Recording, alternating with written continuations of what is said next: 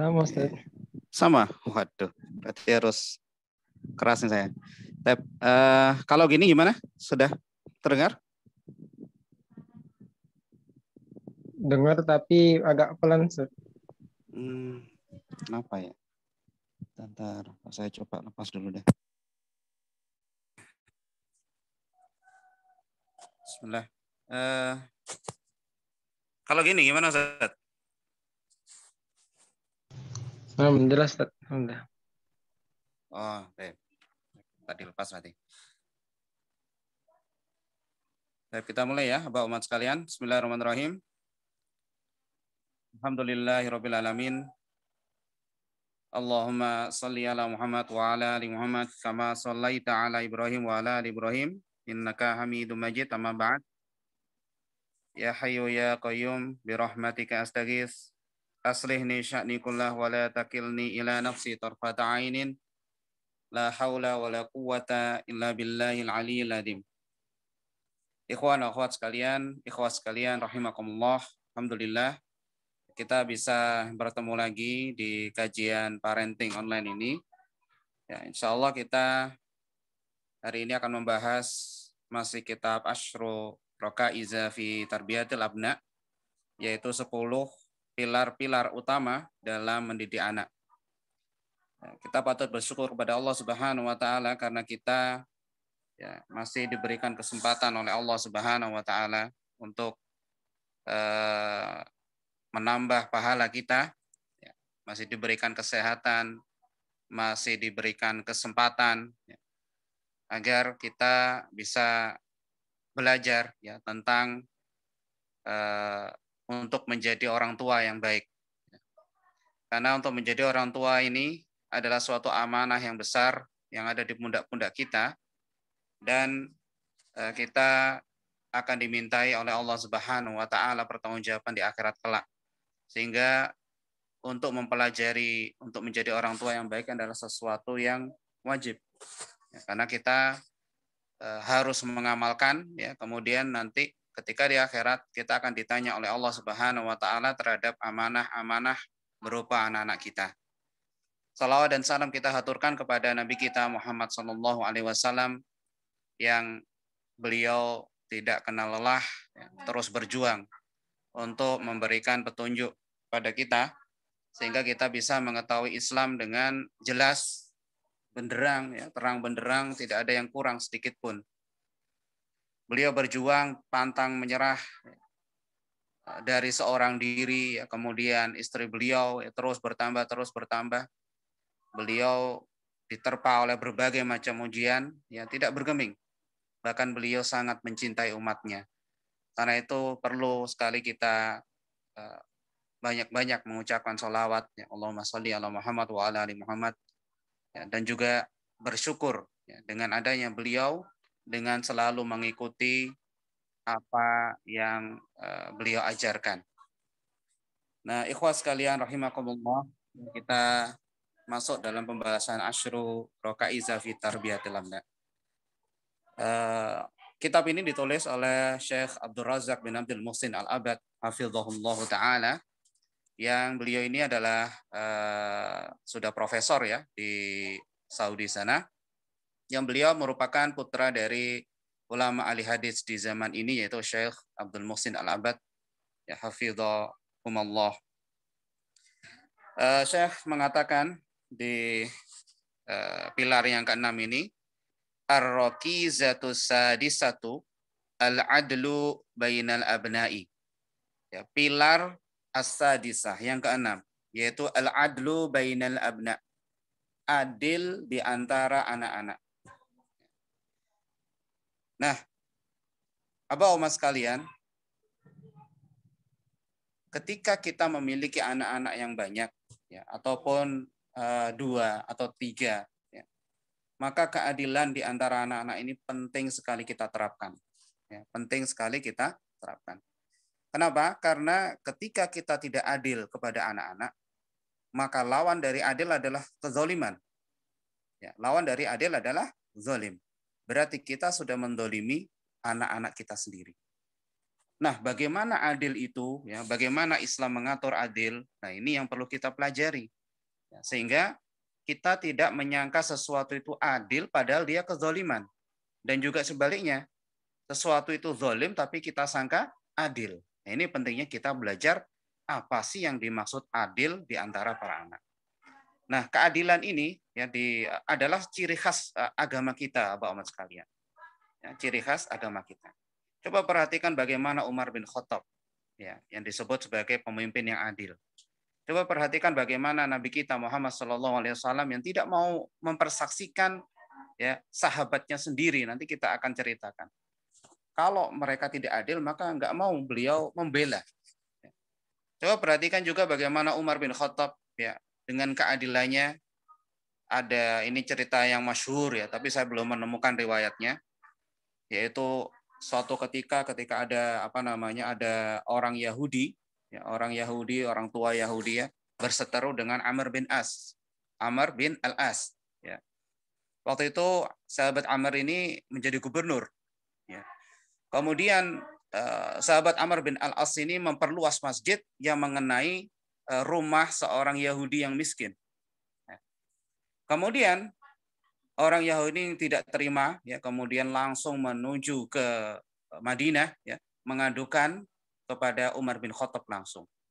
Oleh Umar bin Khattab, ya, langsung dibawakan tulang, ya, yang dia coret dari dengan saling bersilangan, bahasa kita horizontal dan vertikal. Kemudian dipaksa Yahudi ini untuk membawa tulang itu untuk menemui Amr bin Al-As. Akhirnya bertemu dengan gubernur Amr bin Al-As ya. Kemudian ditunjukkan tulang tersebut dan kemudian Amr bin Al-As bergetar, ya, ketakutan. Ya langsung rumahnya dikembalikan.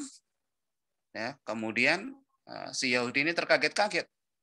Kok bisa dengan hanya tulang ya bergetar takut kemudian rumah saya dikembalikan, ada apa ini? Ya, kemudian diterangkanlah oleh Amr bin Al-As bahwa yang dimaksud tulang ini dengan goretan pedang yang lurus ya. Ini maksudnya adalah perintah Umar bin Khattab, berlaku luruslah wahai Amr bin Al-As. Kalau enggak mau berlaku lurus, kemudian yang berikutnya yang vertikal, maka aku akan penggal kepalamu. Subhanallah ya. Walaupun kita tidak mengetahui benar tentang kebenaran kisah ini ya. Tapi dengan keadilan Umar bin Khattab, ya kita bisa tahu ceritanya. Ini memang dan banyak sekali cerita-cerita yang serupa yang mungkin bisa lebih kita pegang gitu ya. Tapi ini adalah cerita yang masyhur, maka ya tidak mengapa kita bisa mengambil di sini bahwa hatta orang Yahudi pun, ya, hatta orang kafir pun, ya, kalau dia berada dalam kebenaran, ya maka itu benar. Itulah keadilan. Apalagi anak-anak kita. Ya. Terkadang kita lupa, ikhwah sekalian, kita terlalu membela anak kita yang paling kecil. Ya. Padahal sebenarnya yang salah anak kita yang paling kecil. Itu namanya tidak adil. Dan itu namanya apa? Zalim. Nah, bagaimana caranya? Nah, nanti akan saya ceritakan langkah-langkah yang sudah pernah kita lakukan, ya terutama ketika menangani anak. Ya, karena alhamdulillah saya diamanahi sejak mungkin sekitar 5 tahun lebih yang lalu ya untuk mengajar anak-anak kecil, maka ya insya Allah nanti saya bisa ceritakan bagaimana cara kita ya untuk menerapkan keadilan ini di antara anak-anak ya, sehingga kita tidak mendolimi mereka. Nah, penulis mengatakan di sini ar-raqizatus sadisah. Nah, ini adalah pilar yang keenam di antara 10 pilar yang disebutkan oleh Syekh Abdul Razak bin Abdul Muhsin Al-Abbad. Nah, langkah baiknya kita merujuk dulu, yaitu pilar pertama yang sudah kita bahas, ikhtiyaru zaujatis salihah, yaitu memilih istri yang soleh. Ini adalah pilar pertama yang harus kita lakukan dalam mendidik anak. Sudah kita terangkan juga ya, yang dimaksud memilih istri yang soleh di sini ya, atau suami yang soleh, itu bukan berarti sebelum nikah juga. Tapi setelah nikah, ya masih bisa kita lakukan. Bukan artinya memilih lagi ya. Tapi kita memperbaiki diri dan pasangan kita. Sehingga kita dan pasangan kita itu menjadi soleh dan solihah. Ini aplikasi bagaimana cara kita mendidik anak ya, dengan Pilar yang pertama yaitu ikhtiyaru zaujatis salihah. Kemudian yang kedua adalah gharsul aqidati wal iman, yaitu menanam akidah dan keimanan. Nah, akidah dan keimanan itu penting kita tanamkan kepada anak-anak kita, ya, ikhwas sekalian. Penting sekali, karena akidah dan iman ini adalah yang menentukan selamat atau tidaknya kita di akhirat kelak. Tidak hanya di akhirat, tetapi di dunia juga. Ya. Ketika kita berjalan berdasarkan akidah dan keimanan yang kuat, maka insya Allah pertolongan Allah itu akan mudah datang. Tapi kalau akidah dan keimanan kita tidak kuat atau anak-anak kita tidak kuat, ya, maka mereka akan mudah terombang-ambingkan oleh keadaan. Dia akan mudah tertiup oleh angin. Ya, dia bukan seperti pohon kurma yang tinggi yang ditiup angin, dia condong kemudian dia tegak lagi. Tapi dia adalah pohon yang ketika tinggi kemudian tertiup angin, tercabut semua akarnya dan mati. Hanya perlu kita kuatkan akidah anak-anak kita. Kita kuatkan keimanan anak-anak kita agar mereka seperti pohon kurma yang akarnya tertanam kuat, yang ketika dia tertimpa angin besar, dia condong, kemudian dia tegaklah. Kemudian yang pilar yang berikutnya adalah kasratud doa. Artinya banyak mendoakan anak-anak kita. Kemudian berikutnya adalah at-tahsinu bil azkar, yaitu kita melindungi anak-anak kita dengan apa? Dengan zikir-zikir. Nah, dan perlindungan dengan zikir adalah perlindungan yang sangat bagus, ya, sangat bagus. Kita ketika kita melindungi anak-anak kita dengan mungkin obat, ya, mungkin sampai masker berlapis-lapis, ya, kemudian hand sanitizer, tapi kita lupa melindungi anak kita dengan zikir, padahal itu adalah yang utama, maka ya bisa jadi pertahanannya jebol. Dan yang paling penting adalah bagaimana melindungi anak-anak kita dengan apa? Dengan zikir. Dia ketika anak kita lindungi dengan zikir yang kuat, ya, mungkin dia lupa ya, masker ketinggalan atau seperti apa, atau mungkin dia lupa maskernya terlepas, maka dia tetap terlindungi. Karena yang melindungi siapa? Allah Subhanahu wa Ta'ala. Dan beda lagi kalau misalkan tidak demikian, ya, maka yang terjadi adalah pertahanannya akan apa? Akan jebol. Kemudian yang berikutnya adalah ikhtiyarul asma'it thayyibah, memilih nama-nama yang baik. Ya, sudah kita bahas pada pertemuan pekan yang lalu bahwa memilih nama yang baik ini adalah doa, ya, kita kepada anak-anak kita.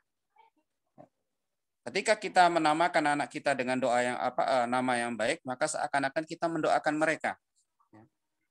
Nah, ini sudah kita bahas kemarin. Nah, sekarang ada al-adlu bainal abna. Nah, ikhwas sekalian, al-adlu bainal abna. Adil, ya, berasal dari kata adala ya'dilu adlan, yang artinya adalah mala, condong.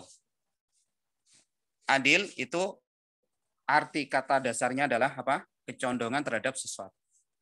Kalau kita mengatakan adalah anit tariq, ya, adalah anit tariq, ada kata-kata sambungan an di sini, ya. Berarti artinya apa? Kita condong, ya, menyimpang dari suatu jalan. Ya. Kalau kita katakan adalah ilaihi, ya, maka kita condong kembali kepada suatu jalan. Roja'a. Kalau kita katakan adalah fi amrihi, artinya kita condong pada suatu jalan itu. Artinya apa? Kita istiqomah. Ya, tunggu sebentar. Ini sedang adzan. Kalau di ini qadarullah, ikhwas sekalian, saya berada di Ngawi, ya, di desa, sehingga adzan asarnya mundur. Ini jam 4 lebih. Kita lihat dulu sebentar sampai adzannya selesai. Untuk yang direkam silakan di pause dulu.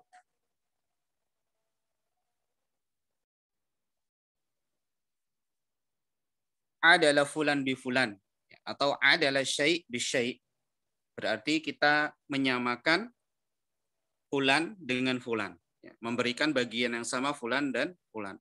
Kalau adalah syai' bi syai', berarti kita menyamakan sesuatu dengan sesuatu.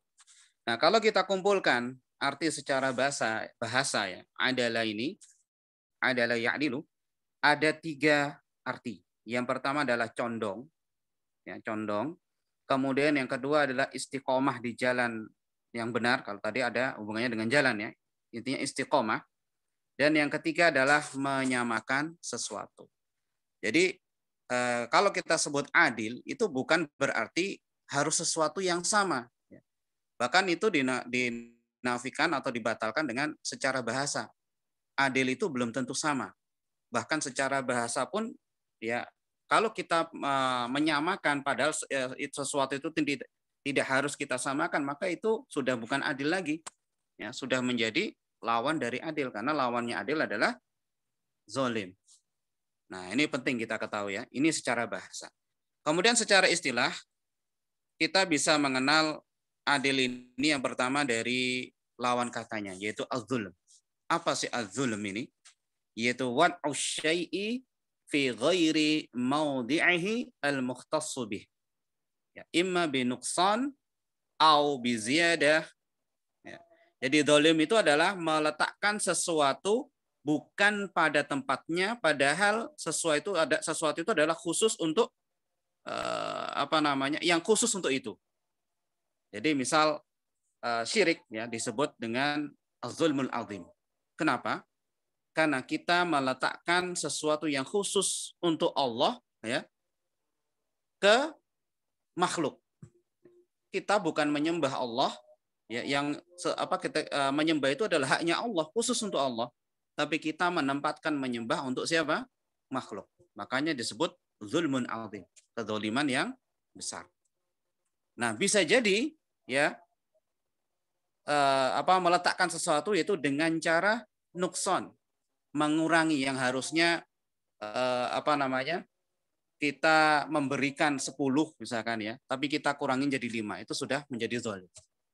Atau ziyadah, yang harusnya dapat 5 kita tambah 10. Ya, maka itu sebuah kezaliman dan bukan adil lagi. Jadi adil itu adalah dengan takaran yang pas sesuai dengan kebutuhan dan yang khusus bagi dia. Terus bisa juga secara istilah menurut para ulama, ya, sebagaimana disebutkan oleh Syekh Shalih Al-Munajjid, yaitu al-istiqamatu ala thoriqil haq. Jadi ketika kita istiqomah di atas kebenaran, ya, maka kita disebut adil.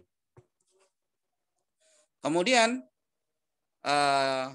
disebutkan juga artinya adalah kalimatun yuradu biha at-tawassut fil umur. Ya, bahwa adil itu adalah suatu kata yang dimaknai dengan apa? Tawassut, pertengahan dalam suatu perkara. Bainal ifrat wa tafrid, di antara berlebih-lebihan, ya, atau meremehkan. Itu dinamakan adil. Nah, kita tidak berlebih-lebihan dan tidak meremehkan, pertengahan. Itu namanya adil. Nah, ini adalah penjelasan secara istilah. Nah, ikhwah sekalian, faedah berikutnya adalah bahwa kita diperintahkan untuk berbuat adil pada siapapun, pada teman kita atau lawan kita. Ya, ingat, ini penting karena ini ciri khas agama kita.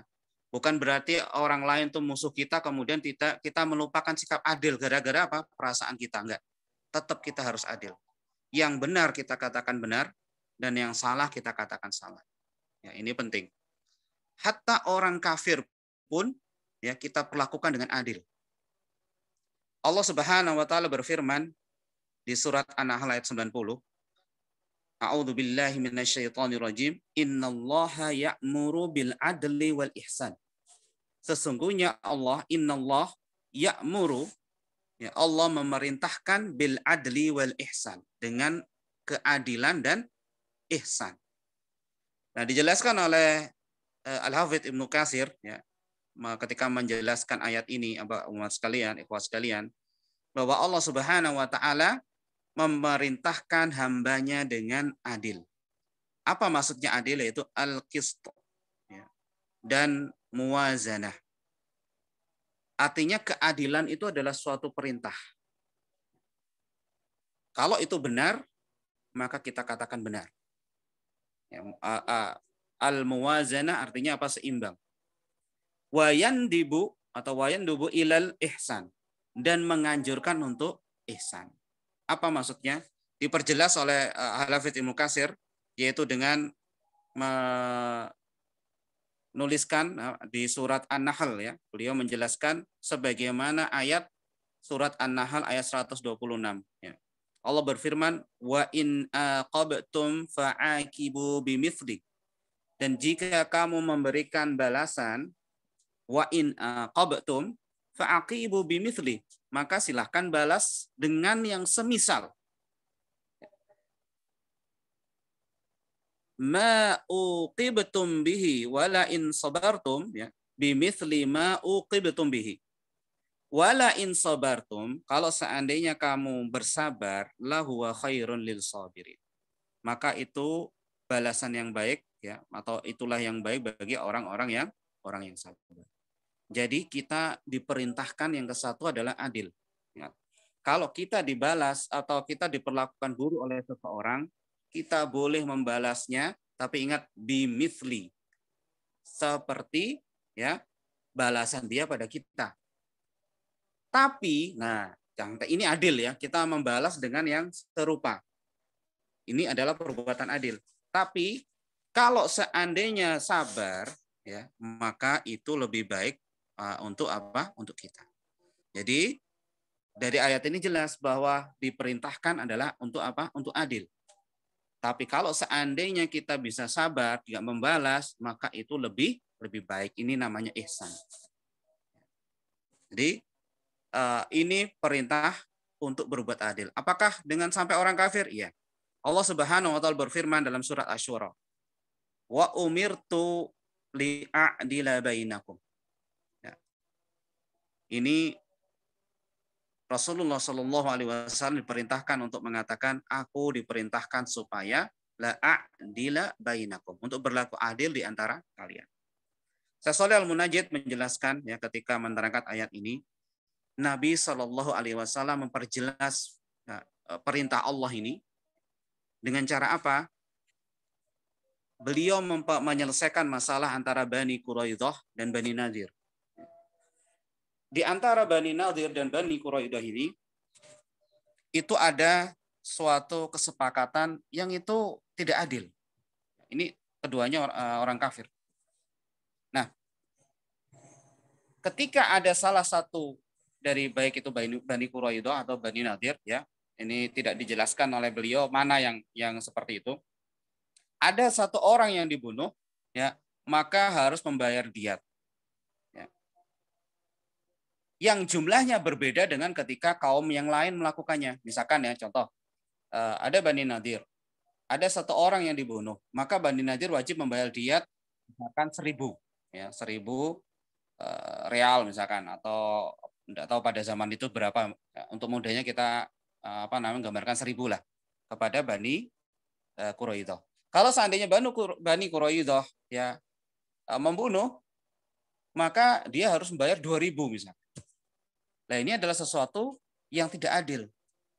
Karena itu Rasulullah SAW ketika datang ke Madinah, ya, beliau merubah aturan ini, ya, kemudian menjadikan pembayaran diat sama. Nah, coba perhatikan, tidak ada pembelaan ketika tidak adil. Nah, nanti juga ada, Bapak-Bapak sekalian, bagaimana Rasulullah SAW tidak mau mempersaksikan ayahnya Nu'man bin Bashir, ya, ketika apa? Nu'man bin Bashir diberikan suatu hadiah, ya, sementara saudara-saudaranya tidak. Padahal ini apa? Nu'man bin Bashir adalah termasuk sahabat Rasulullah, ya, ayahnya juga. Jadi keadilan itu kita terapkan pada semuanya. Nah, ini penting ya, baik itu orang kafir atau tidak, karena ini ciri khas agama kita. Terus ada kisah yang unik, Bapak-Bapak sekalian, yaitu tentang Umar dan ada seorang hakim namanya Shuraih. Kisah ini juga masyhur. Suatu ketika Umar bin Khattab membeli onta. Nah, ketika sudah beli onta, ya, sudah terjadi transaksi, ya, Umar bin Khattab membawa onta tersebut. Nah, ketika membawa, ya, kita tahu sendiri bagaimana besarnya tubuh Umar, ya, dan kuatnya tubuhnya beliau. Di perjalanan itu terjadi memar-memar pada onta tersebut. Ya, wallah, masya Allah, ya. Ada Umar bin Khattab naik onta sampai ontanya memar. Ini seperti apa kekuatan Umar bin Khattab ini? Nah, ketika memar-memar itu ya selesai, dilihatlah oleh Umar bin Khattab. Padahal diceritakan dalam kisah-kisah bahwa awalnya jual beli nggak ada luka, gitu ya. Lukanya itu ketika perjalanan. Nah, ketika dilihat, Umar melihat wah ini memar-memar. Nah, dalam pikiran Umar saat itu adalah si penjual tadi bohong. Ya. Akhirnya dikembalikanlah unta tersebut kepada penjual. Ingat ini Umar bin Khattab saat itu menjadi khalifah. Bahasa kita mungkin presiden ya. Dikembalikan nggak terima. Ya. Tidak terima yang penjual tadi tidak terima. Akhirnya apa? Mereka sepakat untuk menunjuk satu hakim. Coba perhatikan ya. Umar bin Khattab adalah khalifah tertinggi. Beliau memutuskan tidak, yang benar saya, selesai. Selesai ya. Tapi coba perhatikan bagaimana Umar bin Khattab meminta ya sepakat untuk menunjuk satu hakim. Akhirnya mereka berdua sepakat untuk ditunjuklah hakim yang bernama Syuraih. Nah, coba bayangkan, ketika berada di hadapan hakim Syuraih ini, ya, Umar bin Khattab, khalifah yang memimpin ya seluruh dunia, bayangin kita ya saat itu, yaitu yang Islam ya, tapi duduk di posisi terdakwa, dihakimi oleh apa? Hakim yang merupakan bawahannya. Ini keadilan seperti apa coba? Nggak ada kecuali apa? Di dalam Islam. Sampai seperti itu. Nah, ketika duduk dalam posisi terdakwa, ya akhirnya diputuskan oleh Syuraih. Yang lebih mengejutkan, Umar adalah dalam posisi yang salah. Diputuskanlah, silakan bawa ontamu kembali atau kembalikan ya, tapi nggak dapat uang kompensasi. Apa yang dilakukan Umar? Apakah dia marah-marah? Ya? Apakah dia langsung menurunkan jabatan ya, memecat hakimnya ini? Tidak. Justru Umar bin Khattab semakin senang dengan keadaan hakimnya ini yang apa? Adil. Dia tidak peduli Anda wahai khalifah, Anda presiden saya, Anda pimpinan saya, tapi kalau Anda salah, maka saya katakan salah. Ini disukai oleh Umar bin Khattab. Masya Allah ya, sampai diberikan hadiah. Ini keadilan yang seperti apa seperti ini? Tidak hanya kecuali apa? Tidak ada kecuali apa? Hanya dalam Islam. Kemudian juga ada kisah menarik bagaimana seorang pembesar Persia saat itu ya mencari Umar bin Khattab. Dicari bayangan dia ya Umar bin Khattab itu seperti Persia, raja di tempat yang apa dijaga full ya, kemudian di tempat gedung yang tinggi di istana gitu ya. Tapi ternyata apa? Dicari-cari nggak ketemu. Mana ini Umar? Nah, sampailah di suatu masjid dan dia menemui Umar sedang tidur di masjid ini. Sampai dia mengucapkan ucapan yang luar biasa. Mudah-mudahan nanti ketemu bagaimana ucapan beliau. Intinya apa? Anda wahai Umar, ya, Anda enak tidur di sini karena Anda berbuat adil. Diakui oleh siapa? Musuhnya.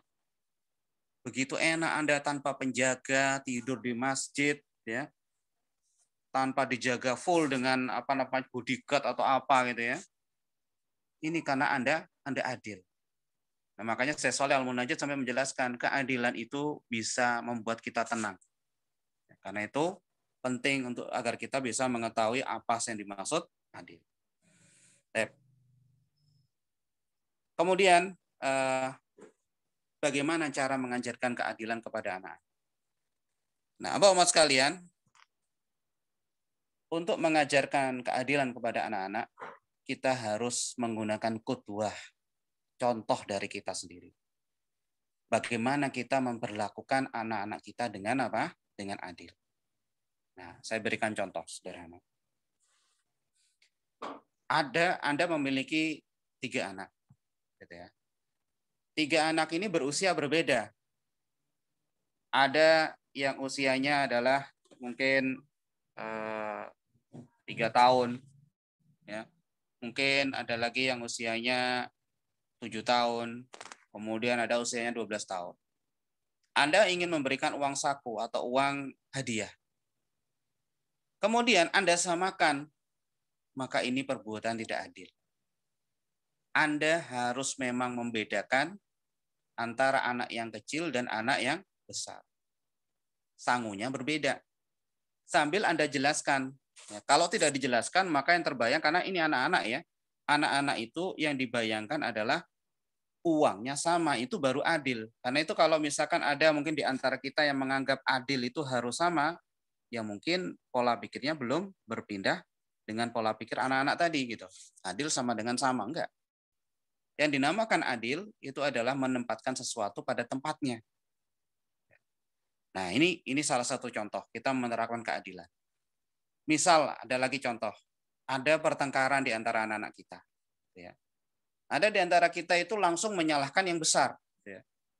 Padahal belum tentu yang besar itu salah. Bisa jadi yang nakal itu anak kita yang paling kecil. Kalau ini kita lakukan, maka akan muncul dalam otak mereka, ya anak-anak ini, bahwa yang selalu dibela adalah yang paling apa? Kecil.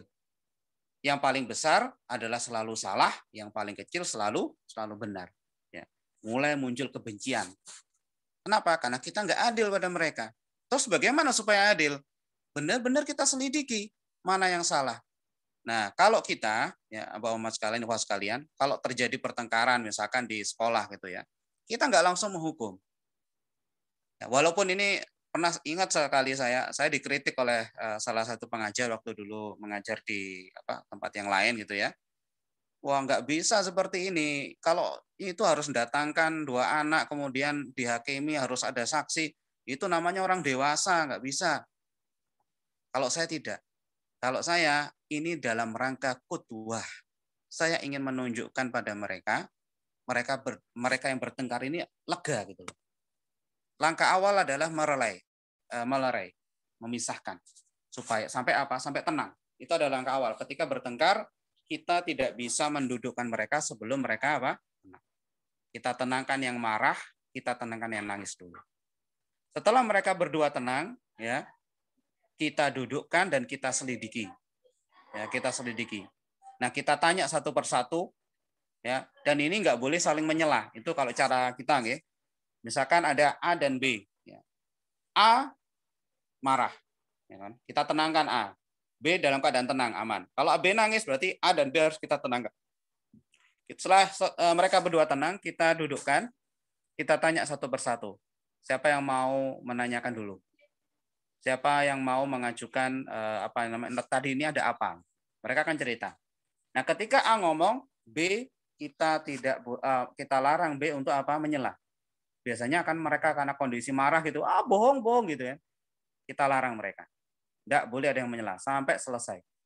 Nah, ini belajar ya. Mereka sedang belajar untuk mengutarakan pendapat tanpa apa? Tanpa menyela.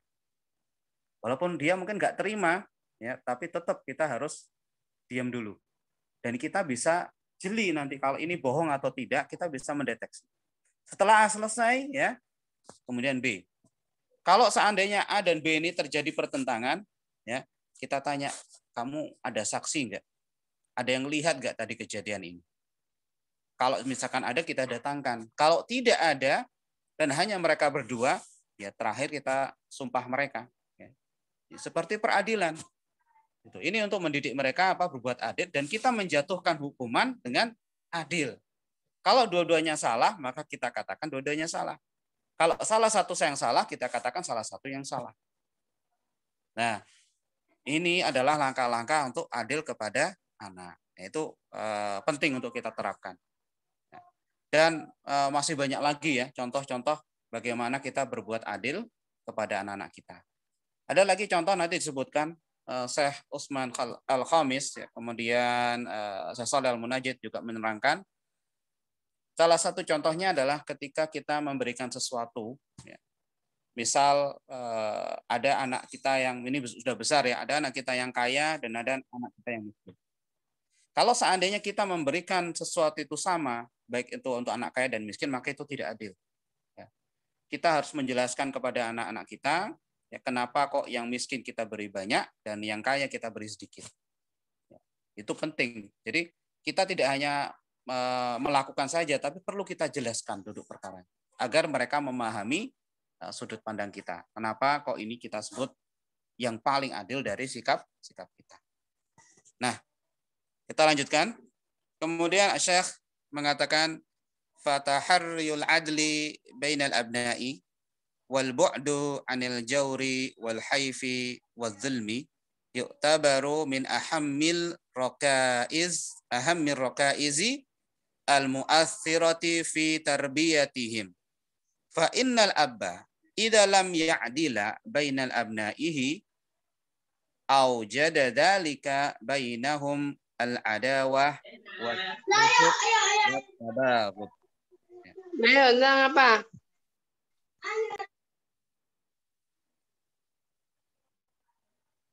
Saya mengatakan di sini fataharriyul adli bainal abna wal bu'du anil jawri wal haifi wal zulmi. Maksudnya apa? Di sini Syekh menjelaskan bahwa menerapkan keadilan kepada anak-anak dan menjauhi al-jawr, al-haif dan zulm ya, akan membuat anak-anak kita jauh dari sikap saling bertengkar, ya, tahasud, saling hasad, ya, kemudian permusuhan, ya, itu akan terhindar itu. Terus kemudian di sini beliau menjelaskan tentang istilah jaur, haif dan zulm. Ya, ini adalah lawan kata dari al-adl. Ya.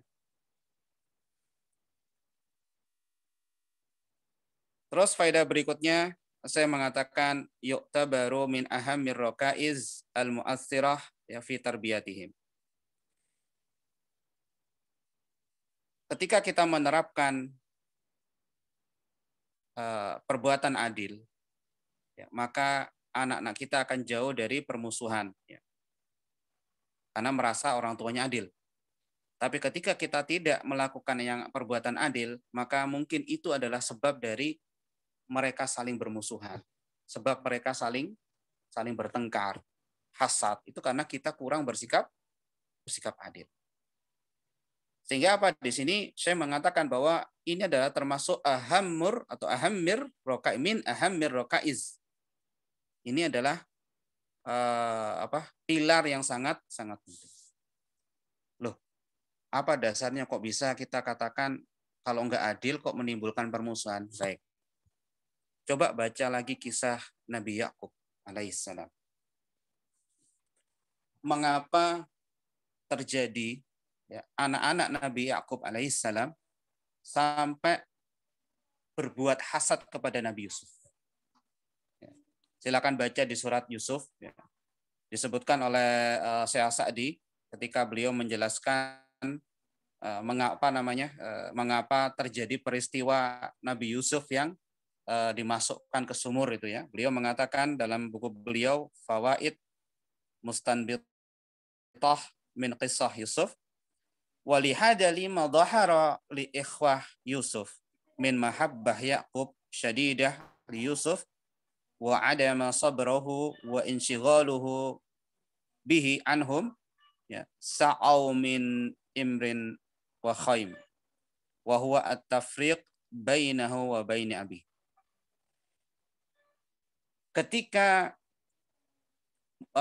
jelas bagi anak-anak Yusuf yang anak-anak yang Nabi Yakub yang lain bahwa ternyata ayah mereka itu lebih mencintai, lebih menyayangi Yusuf dan Bunyamin, maka muncul pikiran mereka untuk melenyapkan siapa? Nabi Yusuf. Ya. Muncul perasaan hasad mereka untuk memisahkan antara Nabi Yusuf dengan apa? Dengan Nabi Yakub.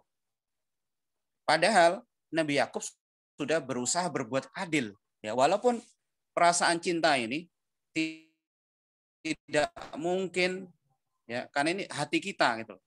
Kita bisa berbuat adil dalam apa yang kita lakukan, tapi perasaan kita, ya kita nggak bisa mengontrol. Ya sama seperti misalkan ada seseorang yang memiliki istri banyak 4, dia bisa berbuat adil. Ya, bisa berbuat adil, tapi perasaan cintanya itu tidak mungkin bisa disamakan. Pasti ada kecenderungan di sana. Karena itu, ya sering kita dengar, kita baca kisah-kisah bagaimana kecemburuan Aisyah ya dengan para istri Rasulullah yang lain. Begitu juga sebaliknya. Padahal Rasulullah adalah orang yang paling adil. Rasulullah adalah orang yang paling adil. Itu pun ketika tahu bahwa memang perasaan cinta itu tidak bisa disamaratakan, ya maka terjadi itu hasad. Karena itu para ulama menjelaskan kalau seandainya hati kita itu memang kecenderungan pada satu anak atau dua anak karena saat tertentu, maka usahakan sembunyikan. Ya, usahakan sembunyikan. Kita harus menampakkan keadilan ke anak-anak. Jangan sampai terucap. Ya. Nah, ini ada kisah menarik juga. Ini kenyataan gitu ya. Ya mungkin dari kita sendiri tidak memaksudkan itu, kita hanya nyantai. Saya sama istri mungkin nyantai. Waktu itu kita omong-omongan, di situ ada anak saya yang kedua Ahmad ya, dan anak saya yang pertama Khadijah. Ya istri saya nyeletuk dikit. Ini kita nggak menyangka kalau didengar oleh anak saya yang pertama. Jadi sempat ngomong bahwa ada kecenderungan sayang pada anak saya yang kedua yaitu Ahmad. Ternyata sampai sekarang pun diingat. Jadi kalau bercanda-canda gitu, mulai tuh keluar ucapan dari anak yang pertama. Ya kamu kan lebih disayang sama Umi. Padahal maksudnya nggak seperti itu. Nah, ini pelajaran berharga. Saya berpikir sama, oh iya ya Masya Allah. Ternyata anak saya merekam ini. Padahal kita ngomong ini itu ketika masih kecil. Gitu, tapi terekam. Nah ini kalau nggak kita atasi memang sangat berbahaya. Sehingga muncul rasa hasad. Makanya jangan diucapkan.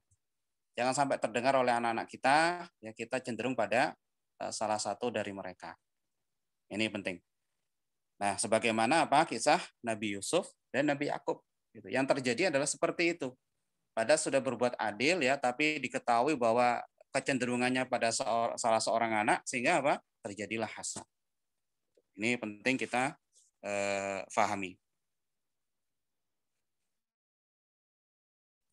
Kemudian kisah lain tentang Nabi dan istrinya juga sama yang tadi sudah saya sebutkan. Terus kita lanjutkan, saya mengatakan wafil muqabili idza harisa alal adli bainahum kana dzalika min a'dhami asbabi tawaddihim wa mahabbatihim wa birrihim lahu. Dan lawan dari itu, apabila kita menerapkan keadilan ya, di antara mereka, karena dalika, maka ini adalah menjadi a'dhamu asbab, menjadi sebab yang terbesar agar mereka saling menyayangi, saling mencintai dan bakti mereka kepada kepada kita sebagai orang tua. Jadi ketika kita adil, maka itu bisa menyebabkan mereka berbakti pada kita. Dan juga mereka saling menyayangi. Makanya ya, hal yang pertama yang harus kita evaluasi pada diri kita, ketika ada anak kita bertengkar atau ada saling marahan, kok ini musuhan terus sih sama ini, maka kita lihat diri kita.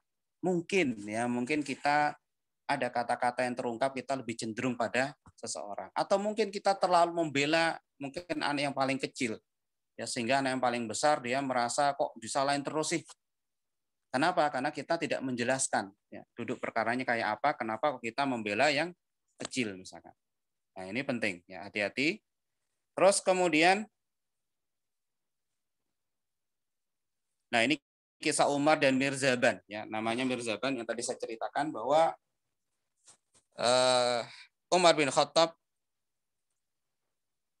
sewaktu di Madinah, ya, Mirzaban ini datang kepada beliau, dan Mirzaban ini adalah pimpinan dari Majusi. Nah, ketika dicari, ya, dia melihat Umar bin Khattab ini sedang tidur nyenyak ya di masjid tanpa ada penjaga sedikit pun. Dia kaget ya dengan seperti itu. Kemudian apa? Beliau mengatakan adalta ya Umar fa amanta wa nimta ya Umar.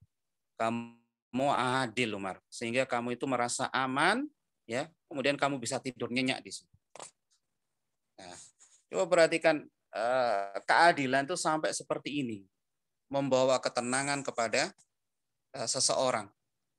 Seorang raja kalau dia tidak adil hidupnya nggak tenang. Ini yang kita bisa ambil pelajaran dari kisah Mirzaban. Kemudian Syekh melanjutkan waqad jaa fi Sahihil Bukhari, dan telah datang pada Sahih Bukhari an Nu'man bin Bashir, dari sahabat Nu'man bin Bashir, anna abahu, bahwa ayahnya, nahalahu ardan, memberikan hadiah kepada Nu'man bin Bashir sebidang tanah, dikasih tanah. Wa anna waladathu talabat min abihi yushhida Rasulullah sallallahu alaihi wasallam ala dalika. Dan ibunya, ibu Nu'man bin Bashir, ya, meminta kepada ayah Nu'man bin Bashir agar Rasulullah sallallahu alaihi wasallam, ya, mempersaksikan hal itu. Ya, sampai disebutkan dalam hadis, nanti ada hadisnya, bahwa ibunya Nu'man bin Bashir ini enggak ridho sebelum disaksikan oleh Rasulullah Shallallahu Alaihi Wasallam. Ya, wallahu alam apa sebabnya? Mungkin bisa jadi si ibu ini merasa ada ketidakadilan di sini, sehingga apa? Meminta ayahnya untuk mempersaksikan yang Rasulullah Sallallahu Alaihi Wasallam yang mempersaksikan. Falamma ata Rasulullah Sallallahu Alaihi Wasallam, ata Rasulullah Sallallahu Alaihi Wasallam, ya, tatkala ia menemui Rasulullah Sallallahu Alaihi Wasallam, qala lahu, ya, ayahnya berkata, aqaita sa'ira waladika mithla. Rasulullah yang mengatakan, ya, qala lahu, Rasulullah sallallahu alaihi wasallam mengatakan kepada ayahnya, aqaita sa'ira waladika mithla hada, apakah kamu telah memberikan anak-anakmu semuanya seperti ini, mithla hada? Faqala, kemudian ayahnya berkata, la, enggak. Ya, faqala Rasulullah sallallahu alaihi wasallam, fattaqullah. Kemudian Rasulullah sallallahu alaihi wasallam bersabda, bertakwalah kepada Allah. Wa'dilu baina auladikum. Dan berbuat adillah di antara anak-anak kamu, anak-anak kalian. Nah, di sini Rasulullah SAW menjelaskan perintah untuk berbuat adil kepada anak-anak. Nanti kita baca lebih rinci. Wa fi riwayatin, dan pada riwayat lain, inda muslimin, ya, di Sahih Muslim, anan Nabi sallallahu alaihi wasallam qala lahu. Nabi bersabda kepada ayahnya Nu'man bin Bashir, ayasurruka an yakunu ilaika fil birri sawaan? Apakah kamu senang kalau seandainya mereka anak-anak kamu ini berbakti kepadamu, ya, sama-sama berbakti kepadamu?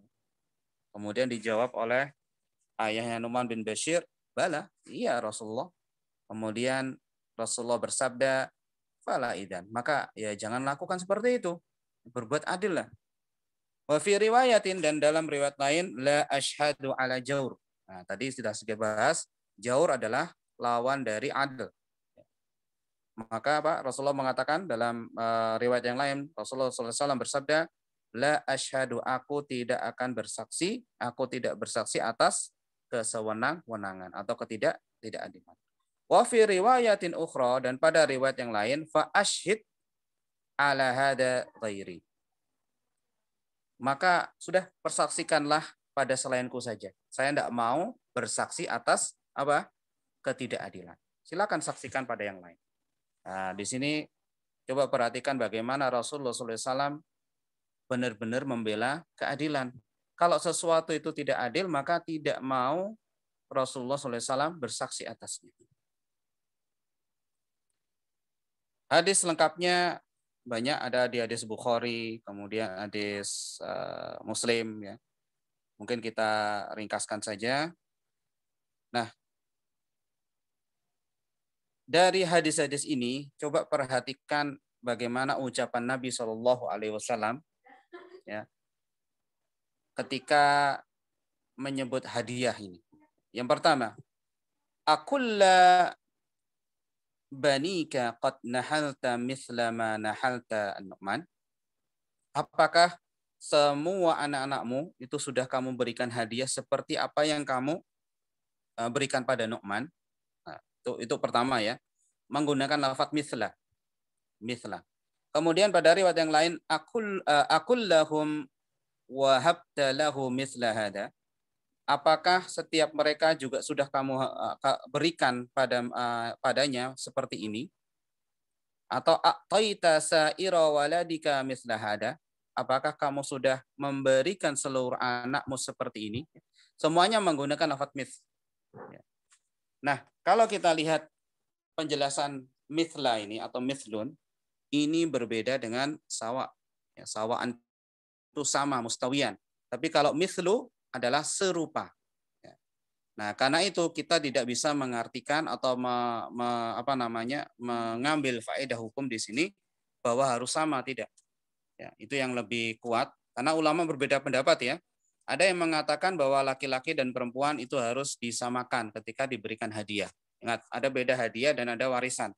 Kalau warisan ngikutin aturan bahwa laki-laki itu mendapatkan 2 bagian dari perempuan.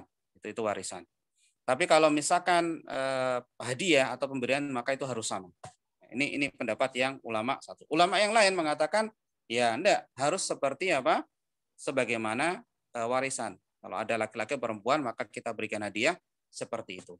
Nah, yang paling tepat adalah sesuai dengan kebutuhan, ya, kemudian ada nanti berikutnya ada hikmahnya apa. Ya, intinya tidak kita samakan. Ya, tidak kita samakan persis, tapi kita harus memberi mereka semuanya. Kecuali dengan sebab apa? Misal ada anak-anak kita yang kita ingin tujuan kita adalah agar meniru akhlak dari anak kita yang akhlaknya bagus. Kita umumkan, wah mungkin di dalam acara keluarga gitu ya, ada 5 anak ya, kita beri penghargaan kepada 2 anak. Kenapa? Karena dia sangat sopan sekali, sangat baik sekali. Kita kasih hadiah. Yang ketiga nggak dikasih hadiah misalkan. Ya, enggak masalah. Atau yang 2 yang sopan tadi dikasih hadiah yang besar, yang 3 yang lain hadiah kecil.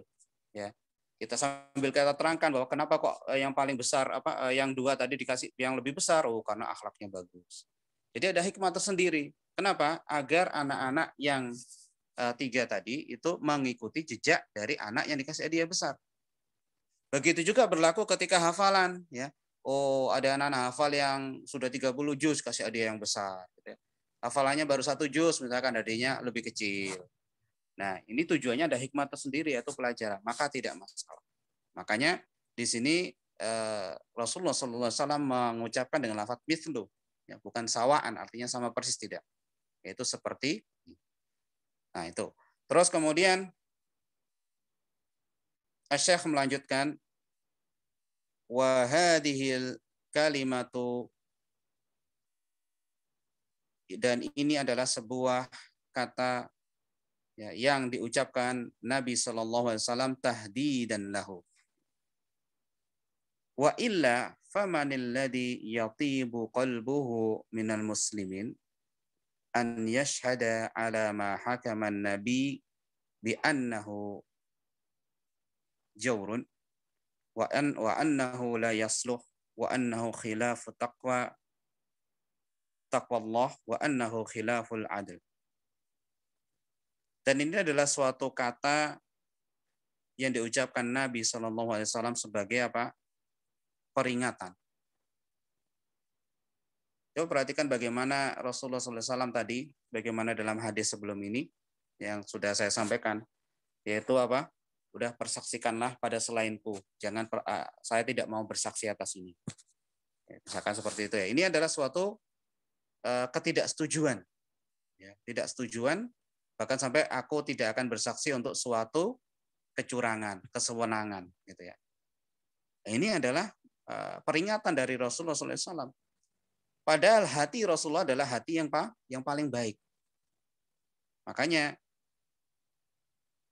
di sini dijelaskan bahwa siapa lagi kalau bukan Rasulullah yang hatinya paling baik sehingga memutuskan apa ketika kita memberi anak kita ya dengan yang misalkan ada 5 anak, 1 anak diberi hadiah gitu karena kecenderungan kita pada dia, bukan karena sebab tadi ya.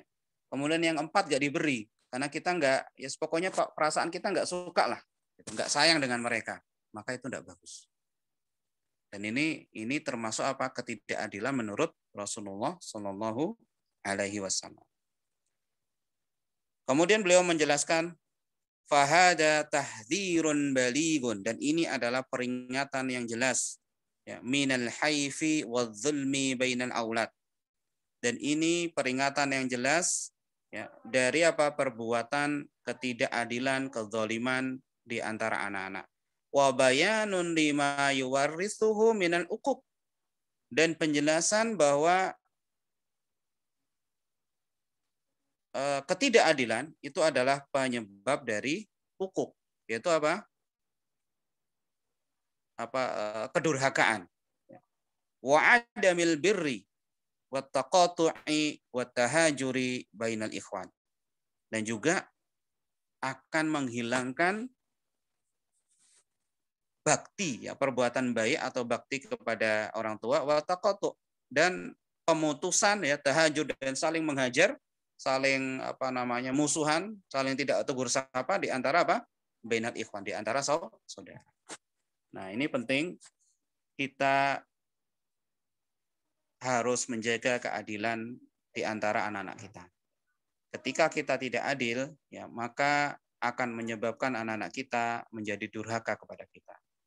Nah, dari sini Abah umat sekalian, ikhwah sekalian, penting sekali ya untuk kita itu selalu sebagai orang tua jangan menyalahkan anak terlebih dahulu.